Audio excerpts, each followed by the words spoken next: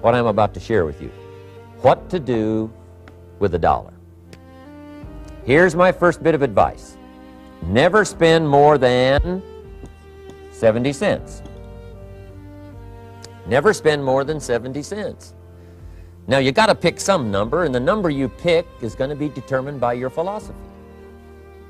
It's going to be determined by what you've been taught or your experience teaching yourself. When I first met my teacher, Mr. Schoaf, I was at about 110% of each dollar. You know, I'm down at Budget Finance, hawking my furniture and my car one more time.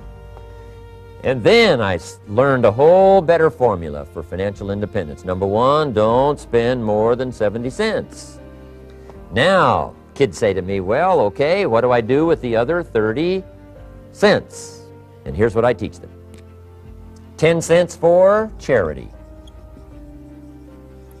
Charity or church, or helping people that can't help themselves. 10 cents to support worthy projects. Projects that you feel good about. 10 cents out of every dollar. It's called being generous with part of what you've taken out of society. Now, in my opinion, nothing teaches us character better than generosity. No class, no teacher, no book teaches character better than generosity. And the best time to start is when the amounts are small. And I know if kids learn these lessons well, they'll give a dime out of $1, help people that can't help themselves, support worthy projects. Or if you belong to a church, they teach tithe, piece of. That's very important. Now, because when the amounts get larger, sometimes it's a little more difficult. You know, giving 100,000 out of $1 million, someone says, oh, if I had $1 million, I'd give 100,000. I'm not sure. That's a lot of money. So the time to start is when the amounts are small. 10 cents out of the dollar. Okay, next 10 cents I call active capital.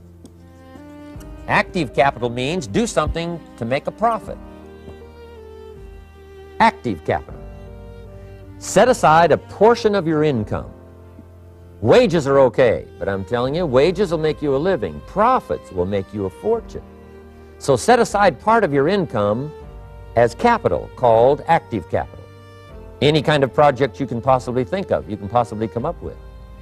I'm going to write a new book, I think, for kids. I think the title is going to be, Of Course Kids Should Pay Taxes. It's kind of an interesting title. In California, kids do pay taxes. When a child walks into 7-Eleven, buys something that costs $1, the proprietor says, give me 7 more pennies. And the child says, hey, what's these 7 pennies for? The proprietor says, that's the taxes.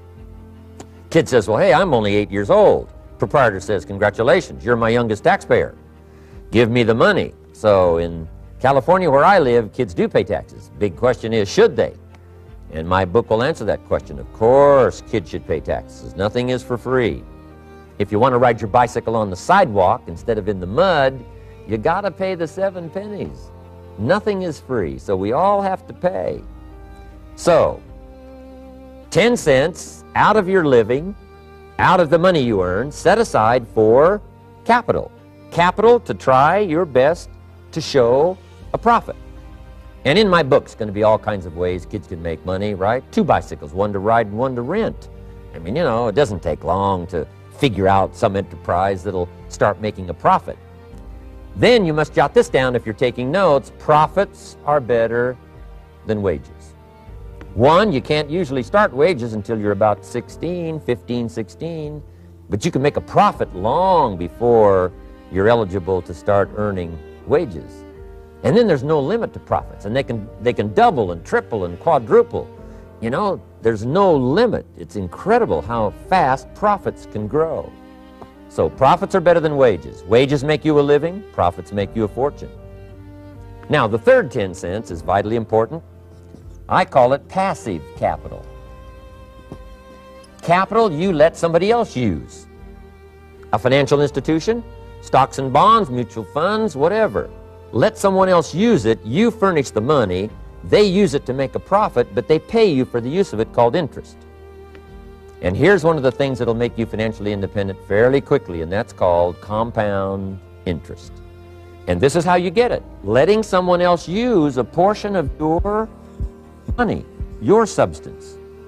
They show the profit, they pay you interest, And this passive capital, I'm telling you, over a sustained period of time, if you'll develop this little 10, 10, 10, and 70, especially starting at age 15, I'm telling you, by the time you're 35, you will be financially independent. You'll have the ability to live from the income of your own resources. And then one more point on passive capital. There's a Bible philosophy. I'm an amateur on the Bible. But there's a Bible philosophy that teaches the borrower is servant to the lender.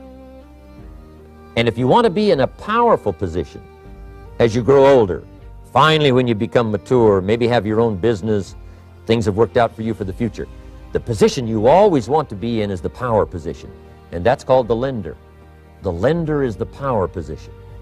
So if kids learn early enough, and then you ask them what they'd like to be when they grow up, I'm telling you, once they understand, they'll say, well, one of the things I want to be is one of those lenders. That's the power position, not the spender. No, you'll be pitied the rest of your life if you just become a spender. You got to become a lender. And I think this is the one formulas to follow. 10 cents out of every dollar. Let someone else use it. Be the lender, power position. Then try to show a profit.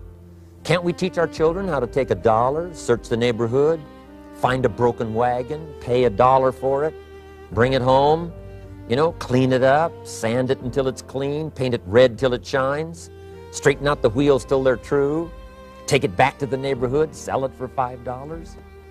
Anybody can do that. Now, does the child deserve $4 profit? And the answer is yes. Society now has a mended wagon. And that's what America's all about. Finding something, touching it, making it better, making a profit, taking part of your resources, helping people who can't help themselves.